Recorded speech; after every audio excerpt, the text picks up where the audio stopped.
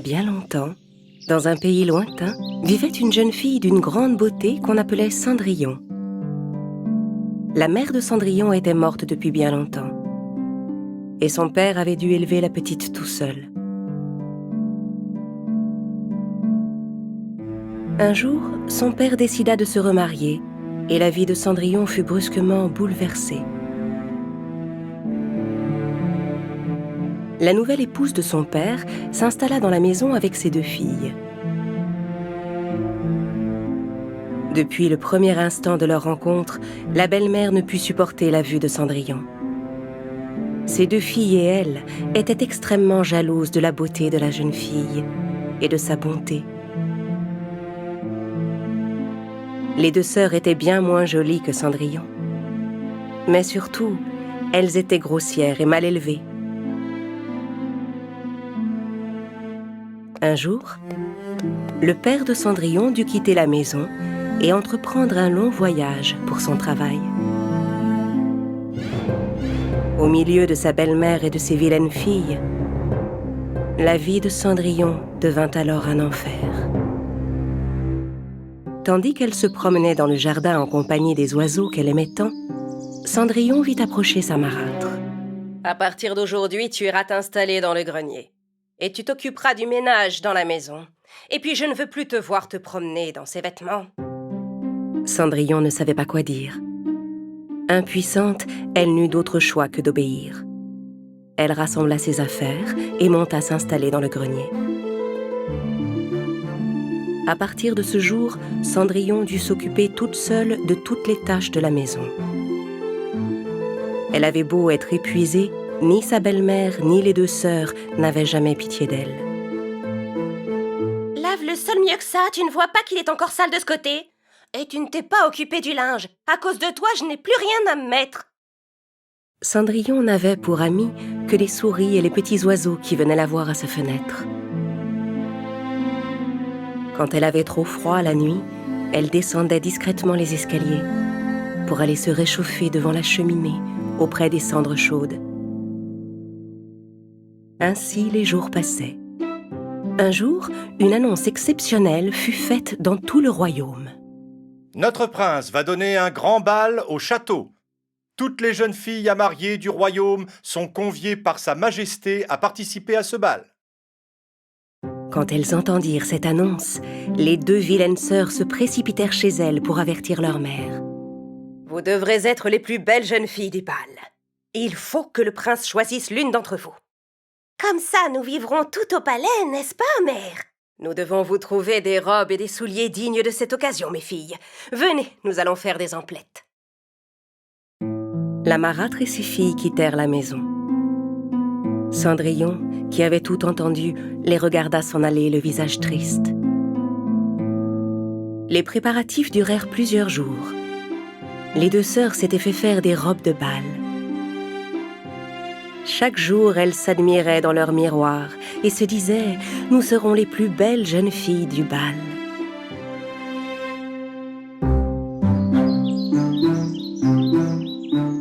Enfin, le grand jour arriva. Les 2 sœurs se levèrent plus tôt que d'habitude ce matin-là et appelèrent Cendrillon. « Cendrillon! Cendrillon, viens ici, dépêche-toi !»« Mais où est-ce que tu traînais encore? Dépêche-toi et prépare notre bain !» Toute la journée, Cendrillon aida ses sœurs à se préparer.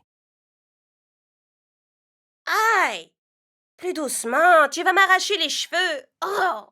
À la fin de la journée, elles étaient enfin prêtes pour aller au bal.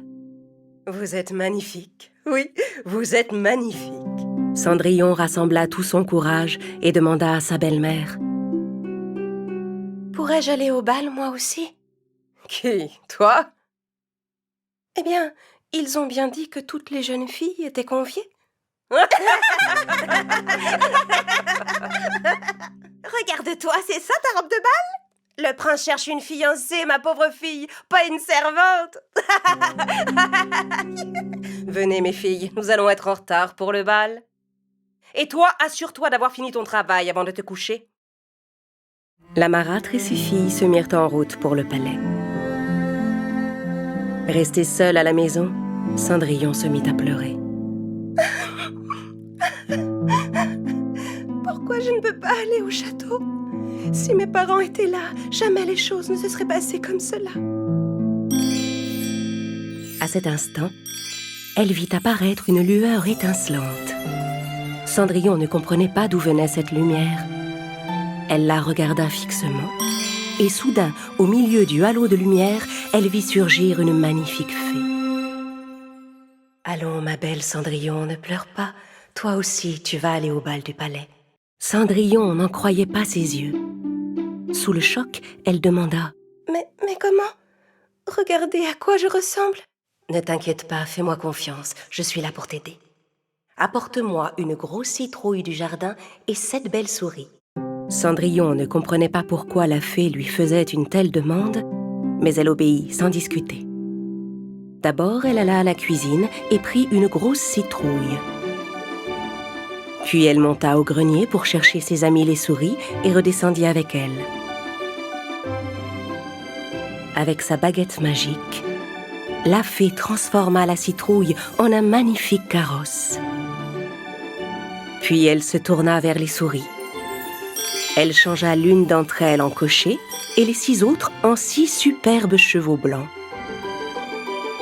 Cendrillon contempla le carrosse et son attelage avec stupéfaction. Enfin, la fée se dirigea vers elle. Elle l'effleura de sa baguette magique et aussitôt, les haillons de la jeune fille se changèrent en une magnifique robe de bal. Et ses vieilles pantoufles étaient devenues de ravissants souliers de verre. « J'ai l'air d'une princesse. » « Il est temps d'aller au bal à présent. Mais n'oublie surtout pas, aux 12 coups de minuit, tu devras être rentrée. Car à cet instant, tout redeviendra comme c'était avant. » Cendrillon écouta attentivement la bonne fée.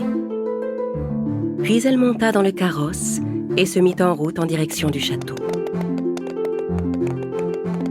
Le splendide attelage s'arrêta juste devant le palais. Quand Cendrillon franchit les grandes portes de la salle de bal, tous les yeux se tournèrent vers elle.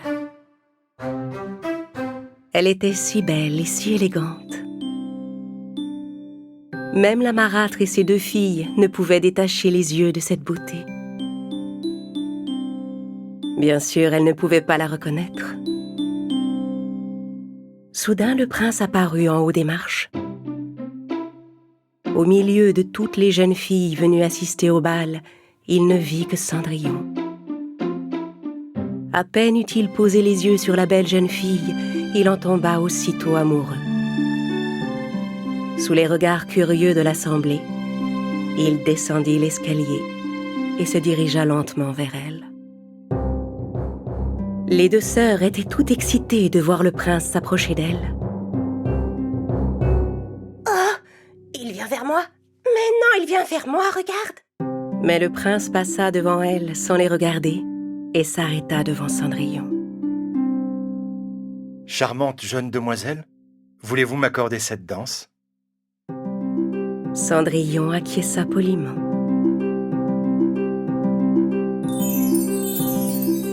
Le prince et Cendrillon se mirent à danser sous les regards fascinés de tous les invités. Cendrillon était tellement captivée par la musique et la danse qu'elle avait l'impression qu'il n'y avait plus que le prince et elle dans la salle de bal.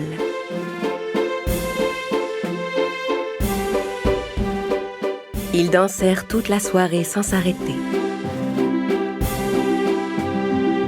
Absorbée par la danse, Cendrillon ne voyait pas les heures passer. À un moment, elle posa par hasard les yeux sur la grande horloge. Il était presque minuit. À cet instant, Cendrillon se rappela la mise en garde de la fée. « Au 12e coup de minuit, tu devras être rentrée, car à cet instant, tout redeviendra comme c'était avant. » Prise de panique, Cendrillon s'enfuit brusquement de la salle en abandonnant le prince. Alors qu'elle descendait les marches du palais en courant, elle perdit une de ses chaussures. Mais elle n'avait plus le temps de la ramasser. Tandis qu'elle continuait de courir, l'horloge sonna le dernier coup de minuit et tout redevint brusquement comme avant. En sortant pour la chercher, le prince trouva le soulier perdu sur les marches du palais. Trouvez à qui appartient cette chaussure. Faites-la essayer à toutes les jeunes filles du royaume et retrouvez-la. Hors d'haleine, Cendrillon rentra chez elle et fila au grenier. Là, elle repensa à la soirée qu'elle venait de passer avec le prince. Elle se dit qu'elle n'avait aucune chance de l'épouser, mais elle en était tombée amoureuse. Il était presque impossible pour le prince de la retrouver, et même s'il y parvenait, il ne la reconnaîtrait jamais. Les hommes du prince allèrent frapper à la porte de chaque maison du royaume pour retrouver la jeune fille à qui appartenait la chaussure.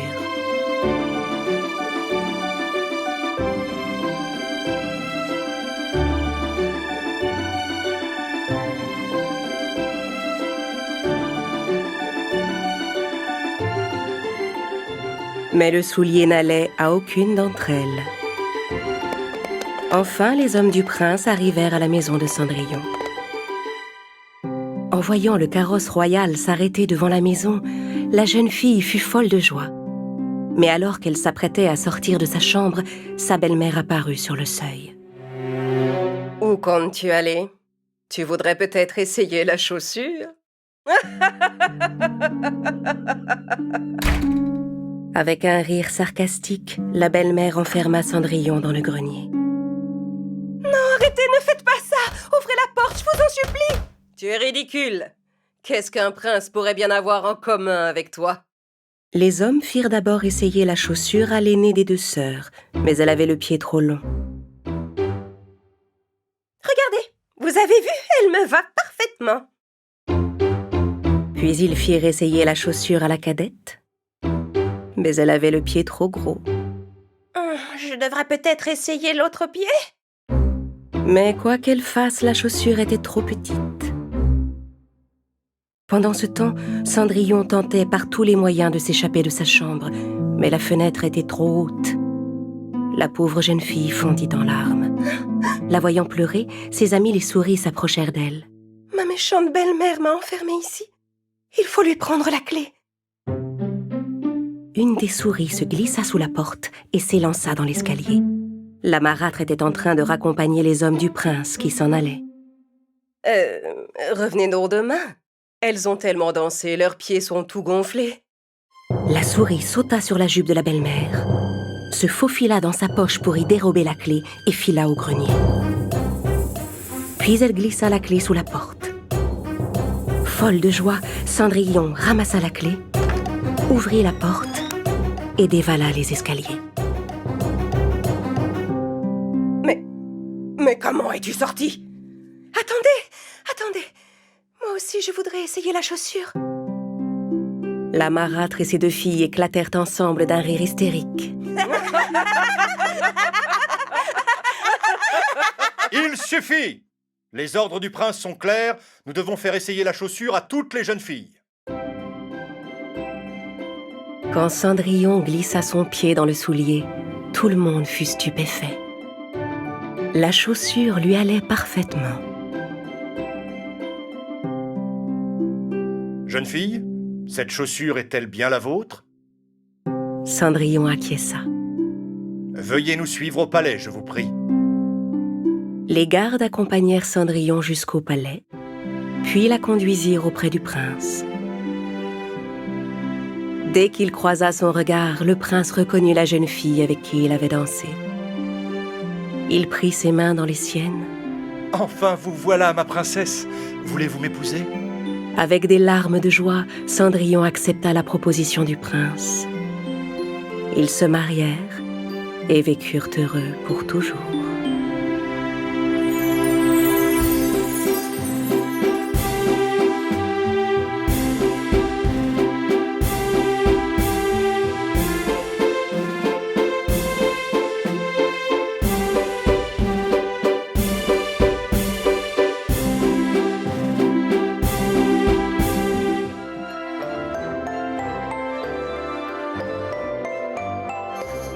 Il était une fois une petite fille qui portait en permanence un petit chaperon rouge sur la tête.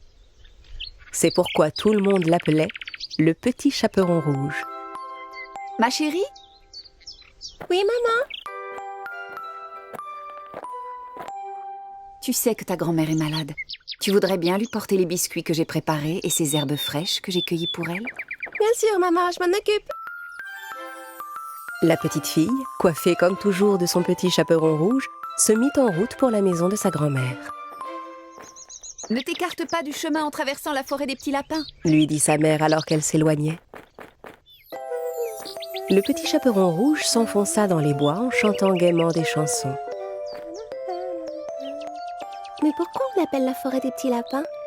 Je n'ai vu aucun lapin le long du chemin. Le petit chaperon rouge arriva à un sentier bordé de fleurs. Il y en avait de toutes les couleurs. Je vais faire un bouquet pour ma grand-mère, ça lui fera plaisir.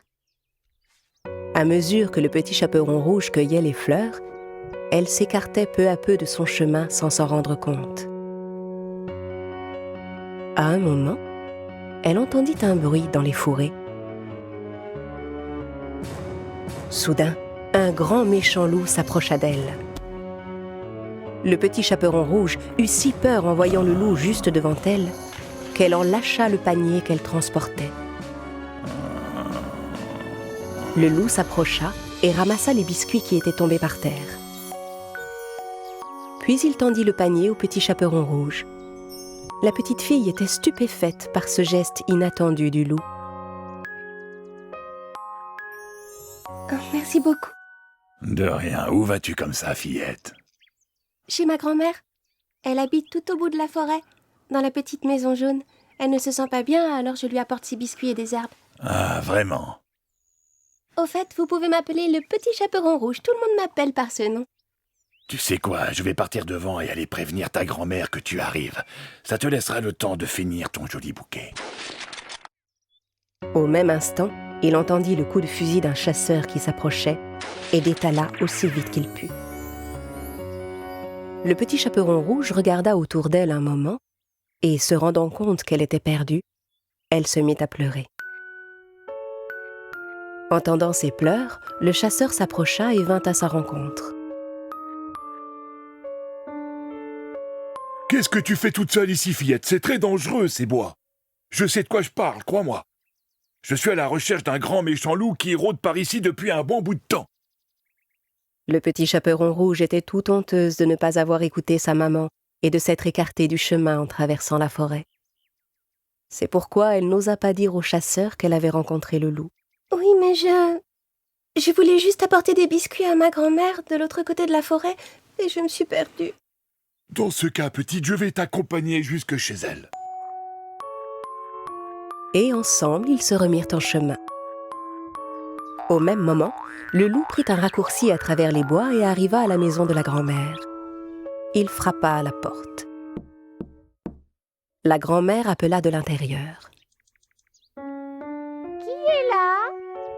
Le loup transforma sa voix. C'est moi, grand-mère, le petit chaperon rouge. Je t'apporte des biscuits et des herbes fraîches ramassées dans les bois. La porte est ouverte, ma chérie, tu peux entrer. Le loup, qui se réjouissait déjà, poussa la porte et entra.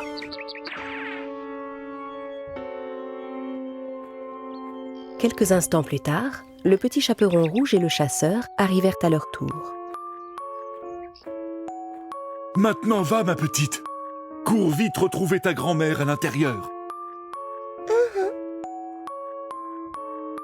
Le chasseur reprit sa route de son côté. Le petit chaperon rouge frappa à la porte et entendit sa grand-mère appeler de l'intérieur. Qui est là? C'est moi, grand-mère, le petit chaperon rouge. La porte est ouverte, ma chérie. Tu peux entrer. Le petit chaperon rouge hésita un petit instant. La voix qu'elle entendait lui semblait un peu différente de celle qu'elle connaissait. Puis elle se rappela que sa grand-mère était malade. Si grand-mère a une drôle de voix, c'est sûrement à cause de sa maladie. Le petit chaperon rouge poussa donc la porte et entra. Le loup était allongé dans le lit, déguisé en grand-mère. Comme il avait pris soin de tirer les rideaux, il faisait sombre dans la pièce. Avec son bonnet de nuit et ses lunettes, le petit chaperon rouge ne pouvait pas le reconnaître. Comme c'est gentil, ma chérie, de t'être donné la peine de faire tout ce chemin pour m'apporter de quoi manger. Viens par ici que je puisse te prendre dans mes bras. Allons, mon enfant, approche-toi un peu plus près. Le petit chaperon rouge déposa son panier par terre, mais n'osa pas s'approcher trop près du lit. Sa grand-mère lui paraissait vraiment changée. Grand-mère, pourquoi as-tu de si longs bras? C'est pour mieux pouvoir t'enlacer, mon enfant. Grand-mère, pourquoi as-tu de si grandes oreilles? Eh bien, c'est pour mieux t'entendre, mon enfant. Mais grand-mère, pourquoi as-tu de si gros yeux? Mais voyons, c'est pour mieux te voir, mon enfant. Dis grand-mère, pourquoi as-tu des dents pointues? Allons, ça va de soi, c'est pour mieux te manger, mon enfant. Le loup sauta hors du lit et se rua sur le petit chaperon rouge.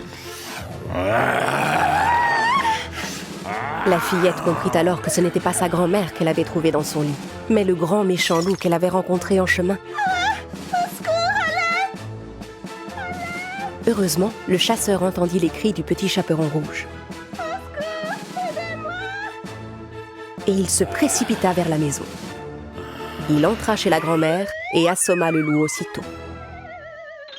J'y ai mis le temps, mais je t'ai enfin eu, mon grand méchant loup. Cette fois, tu es entre mes mains. Le chasseur ouvrit le ventre de l'animal et délivra la grand-mère. Merci, monsieur le chasseur, vous nous avez sauvé la vie. Ce n'est rien, voyons. Mais tu dois me promettre qu'à l'avenir, tu ne désobéiras plus jamais comme ça à ta maman, ma petite.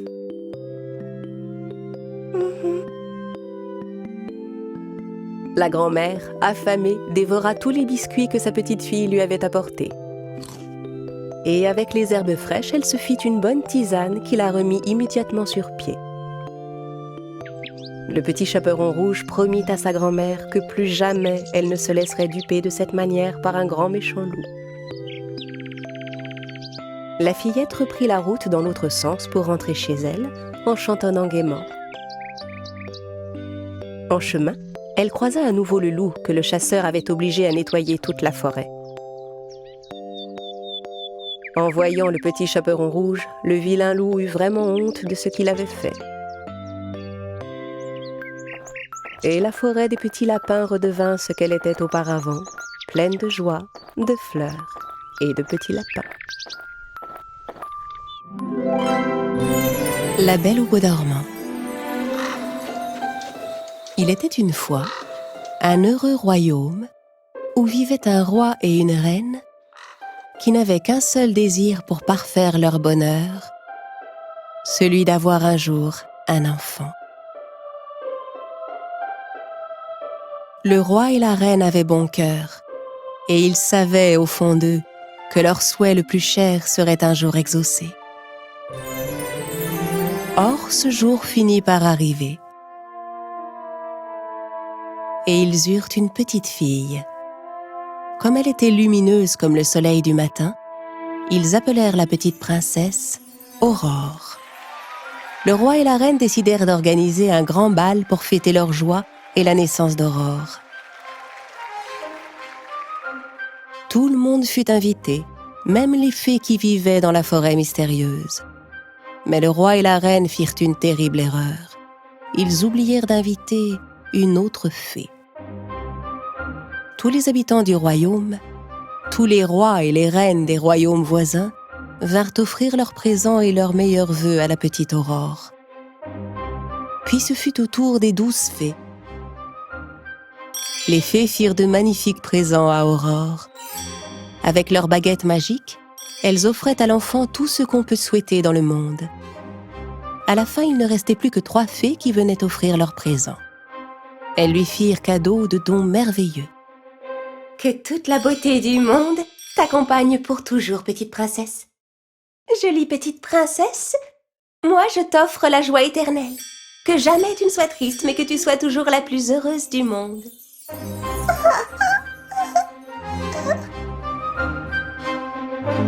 Alors que la dernière fée s'apprêtait à faire à son tour un don, une chose incroyable se passa.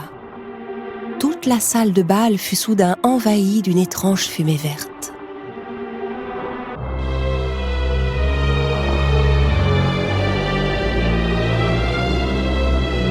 Et quand la fumée fut dissipée, la fée noire était là.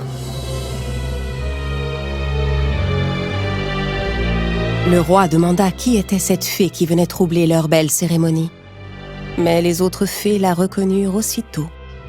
C'était la maléfique fée noire. Je vois que tout le monde a été invité. Tous les habitants du royaume. Vos amis, les rois, les reines. Et les fées. Tout le monde sauf moi, malheureusement. Le roi s'excusa pour leur manque de politesse. Mais je ne vais pas repartir sans offrir moi aussi un présent unique à cette jolie princesse.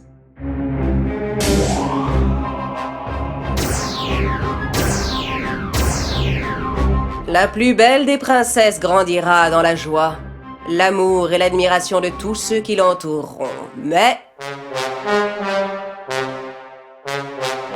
le jour de son 16e anniversaire, avant le coucher du soleil, elle se piquera le doigt à la pointe d'un fuseau et en mourra.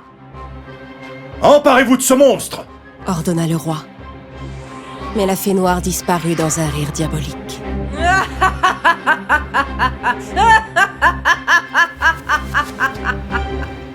Il restait une dernière fée qui n'avait pas encore fait son don. Elle n'était pas assez puissante pour annuler le sortilège de la fée noire, mais elle fit un vœu qui pourrait au moins l'atténuer.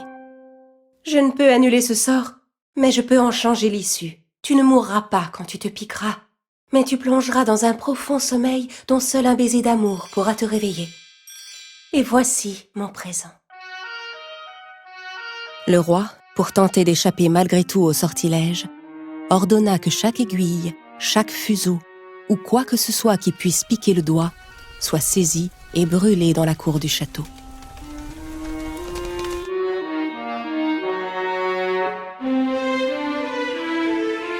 Grâce au don des fées, la princesse Aurore était une petite fille belle et charmante que tout le monde aimait. Un jour, le roi demanda aux 3 fées d'emmener sa fille et de prendre soin d'elle. C'était une lourde responsabilité, car personne au monde, en dehors des 3 fées, ne devait avoir de contact avec la princesse. Aurore grandit en compagnie des bonnes fées et devint une magnifique jeune fille. Et enfin, le jour arriva de son 16e anniversaire. Le jour commençait à baisser et le sortilège de la fée noire était sur le point de devoir s'accomplir. Le roi et la reine avaient tout fait pour l'éviter, mais ils étaient tout de même très inquiets. Ils enfermèrent la princesse dans une pièce pour la protéger du mauvais sort. Mais Aurore, ignorant ce qu'il se passait, ne comprenait pas pourquoi on voulait l'enfermer. Tout à coup, une porte apparut dans un mur. Aurore était fascinée par cette porte qu'elle n'avait jamais vue.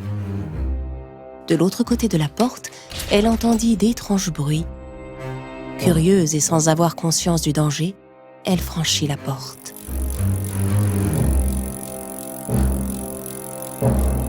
Elle arriva dans une pièce où elle vit une femme, le dos tourné, qui était occupée à coudre. Aurore, comme hypnotisée, s'avança vers le rouet.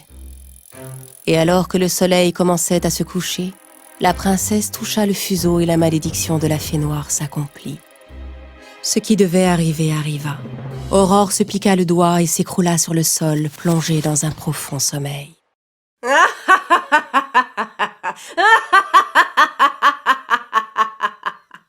Comme elle l'avait prédit, le sort de la fée noire s'accomplit aux dernières lueurs du 16e anniversaire d'Aurore. On vêtit la princesse de sa plus belle robe et on l'allongea sur un lit de fleurs. À partir de ce jour, la jeune fille fut appelée la Belle au bois dormant. Le roi et la reine, pour atténuer leur chagrin, décidèrent de plonger le royaume entier dans un même sommeil, jusqu'au réveil de leur fille.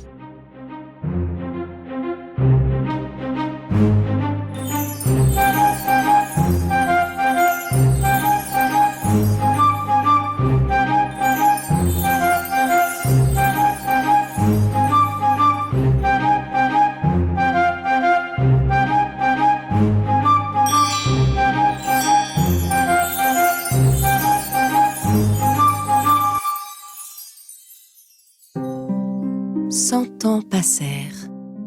Un beau jour, un charmant prince qui passait par là aperçut le château derrière des buissons de lierre et de ronces. Ces hommes lui racontèrent l'histoire du château et de la Belle au bois dormant. Leur récit ayant piqué sa curiosité, le prince décida de pénétrer dans le château. Mais la végétation était si dense et il y avait tant d'épines qu'il n'y avait aucun moyen d'entrer. Alors il dégaina son épée et commença à couper les épaisses ronces. Se frayant un chemin au milieu des épines, il finit par arriver à l'entrée devant laquelle 2 gardes étaient endormis. Il ouvrit la porte et fut stupéfait de ce qu'il vit. Partout, des gens dormaient à même le sol. Il entreprit de visiter le château. Il arriva à la chambre royale, où le roi et la reine étaient endormis sur leur trône. Puis il aperçut une porte entr'ouverte. Il entra dans la pièce. C'est là que reposait la Belle au bois dormant sur son beau lit de fleurs. Le prince s'avança vers le lit, regarda la princesse et se pencha à son oreille. « Vous êtes la Belle au bois dormant. Vous êtes si belle. » murmura le prince. Et le cœur rempli d'amour, il déposa un baiser sur son front. À cet instant, la princesse ouvrit les yeux et vit le beau prince qui la regardait. Le réveil de la princesse entraîna celui de tous ceux qui dormaient depuis 100 ans dans le château. Le roi et la reine, retrouvant leurs esprits, coururent vers la chambre de leur fille pour voir ce qu'il se passait. Et ils découvrirent leur belle Aurore éveillée et pleine de joie. Le prince demanda à la Belle au bois dormant de l'épouser. La princesse accepta avec joie. Et bien sûr, le roi donna sa bénédiction à celui qui avait sauvé sa fille et son royaume. Ils organisèrent la plus belle noce qu'on ait jamais vue et vécurent heureux pour toujours.